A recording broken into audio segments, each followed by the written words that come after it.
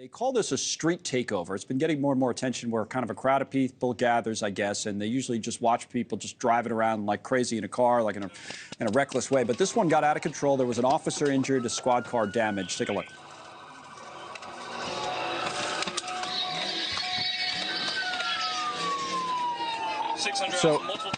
So there were hundreds of people at this. It was, the car meet up again, and you see the crowd kind of swarms around the police cruiser there. They ended up banging on the windows. They tried to open the doors. Somebody ripped off the license plate. 4 people at least were arrested. So reaction to this kind of thing, and I want to talk maybe more broadly about crime in the D.C. area. But what do you make of something like this?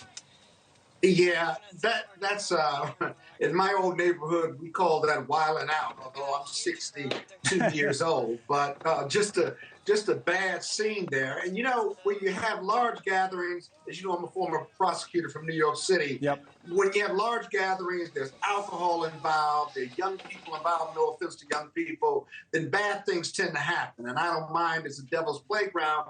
And this didn't just get out of hand because the cop was injured or police car was beat up.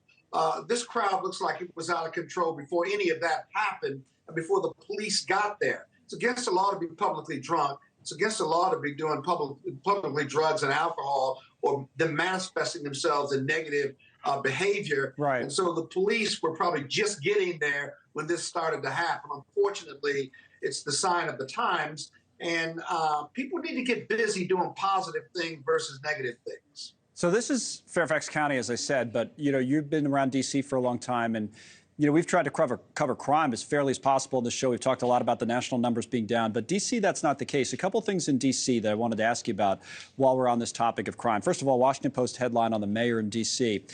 This bill targeting truancy mandates aggressive proposition, with the deputy mayor for public safety and justice saying that she was okay if the bill meant more young people would be locked behind bars. That comes out. Then the crime stats in D.C. We'll put them up. Violent crimes, property crime, all crime in general, everything's up in D.C. Seems to be an outlier still compared to many other parts of the country. What would you say about it and what needs to happen?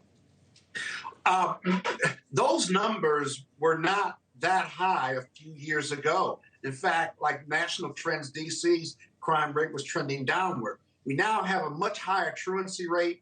We have young people who are doing these carjackings and committing violent crimes, even on congressmen and government officials and high-end wealthy folks who are in high-end parts of the District of Columbia. It is not limited any longer to what you would perceive to be poor communities. That's the first thing. Second of all, D.C. has one of the highest incarceration rates per capita than any other major center. And so locking young people up or bad actors up, probably who the majority of them commit a large number of the crimes, locking them up isn't the real answer. This crime bill is a political response to a demand by the community. I don't have a problem with it so long as you match it up with monies for health and socio and economic issues for our poor and disenfranchised young people who suffer from mental and physical access to health care, feeling safe in their communities, lack of housing.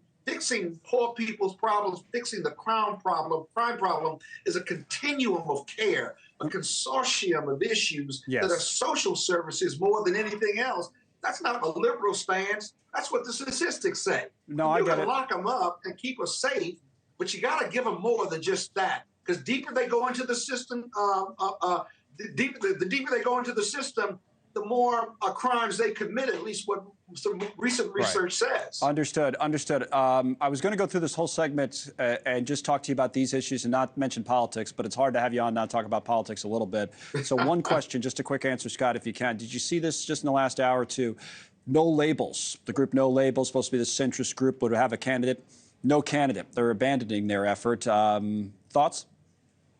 Yeah, the short answer is not surprised. I've been on the Hill several times and predicted this months ago because their standard was a pathway to leadership or to win. And simply in America, there's no pathway to victory for a third party, not legitimately. We are tuned in to either voting Democrat or Republican, not really independent or libertarian or anything else. Hey, Scott Bolden, as always. Thank you, sir. Thank you.